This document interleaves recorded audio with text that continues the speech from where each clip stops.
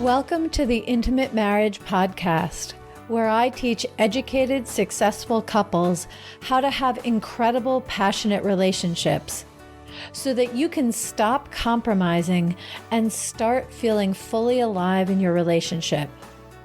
I'm Alexandra Stockwell, aka the Intimacy Doctor. I'm a physician, a relationship and intimacy coach, and I'm an intimate marriage expert. My husband and I have been married for 26 years. We have 4 children and full professional lives, and we've created an amazing marriage. I've shown hundreds of couples how to do so as well. So if you want to deepen your understanding of your own relationship and learn to access new heights of emotional, sensual, and erotic intimacy, you're in the right place. I will show you how. Now, let's dive in.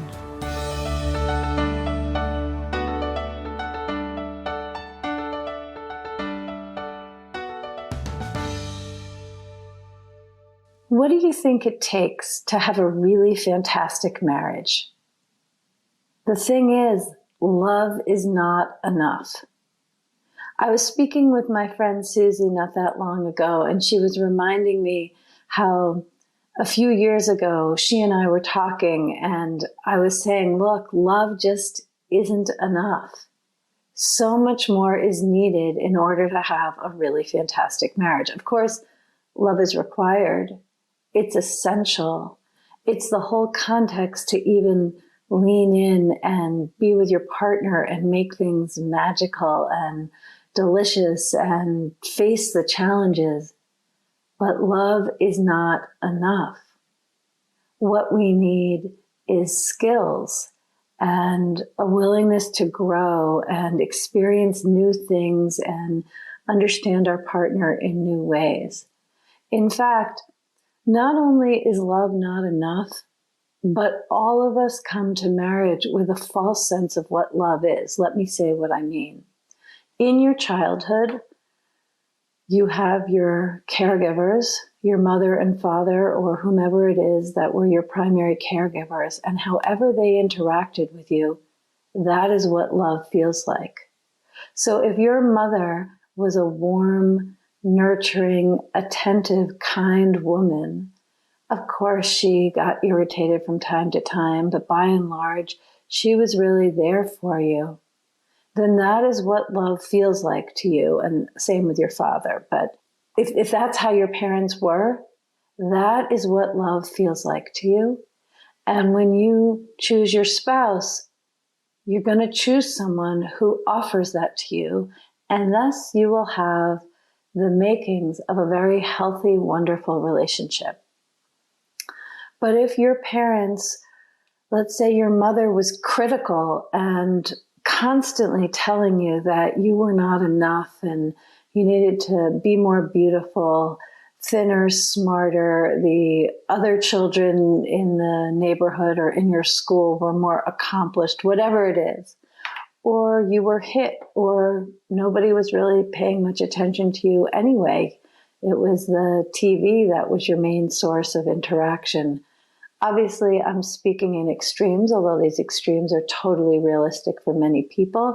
I'm just fleshing out in broad strokes that if your parents, if your mother and your father did not really have their attention on you for any number of reasons, and instead they were unavailable, or you felt you needed to be quiet because if you spoke up, you'd get in trouble, or the best thing that you could do for your parents to be happy was to go into your room and be a recluse.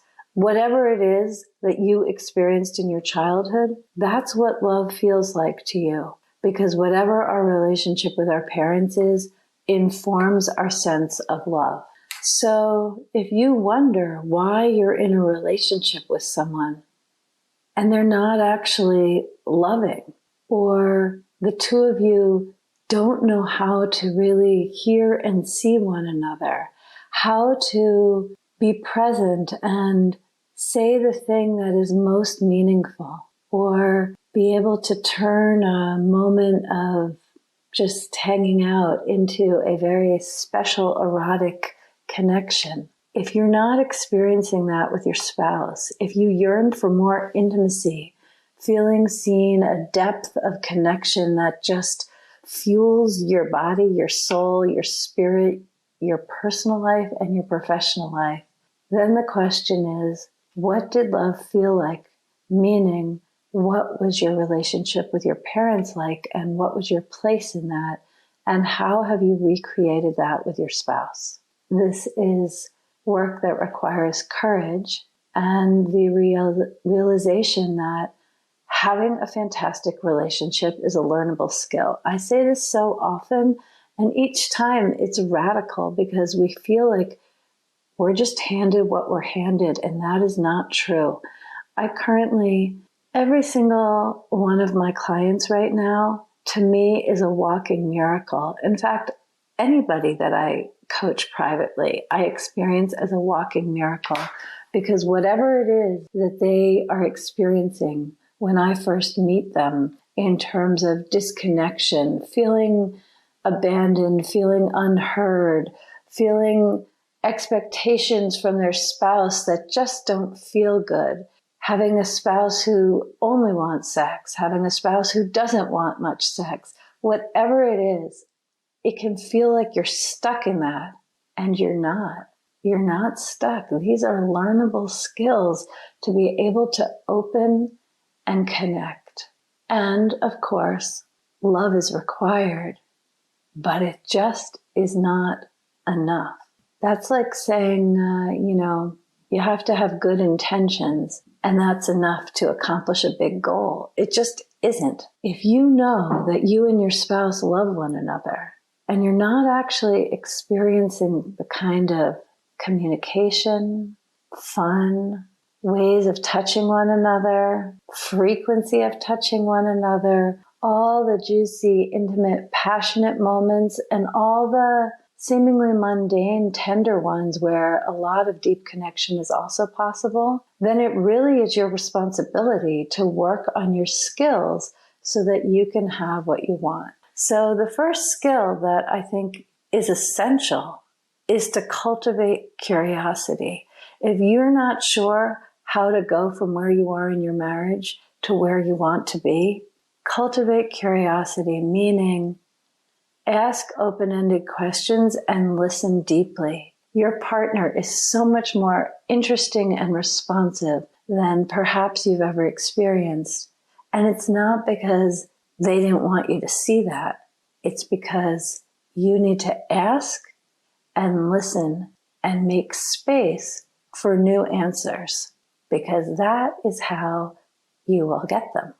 And the other thing, if this really speaks to you, is to think about how your spouse experiences love.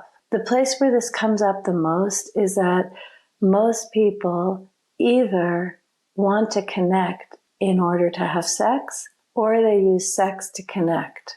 And if you're one and your spouse is the other, this can get very tricky, because one of you wants to have sex in order to have a really deep, meaningful conversation, and the other one wants a deep, meaningful conversation in order to have sex. This is one of the ultimate examples for how love just really is not enough. So if you're the one who wants deep, meaningful communication and a sense of being important before having sex, is there any way that you can let your spouse know how deeply loved they are, so that they know that through sex, but that they know that through other ways? What's a way, either just saying it or showing it? What's something you've never done before that actually would be meaningful for your spouse, so that they can actually feel the love? Because, I started this conversation saying love is not enough, but I think I would rephrase it and say, feeling the love is not enough, but being devoted to learning how to express it, how to grow and evolve with one another, how to show up in ways that make the love easy to access. That really is the key to a juicy, passionate marriage.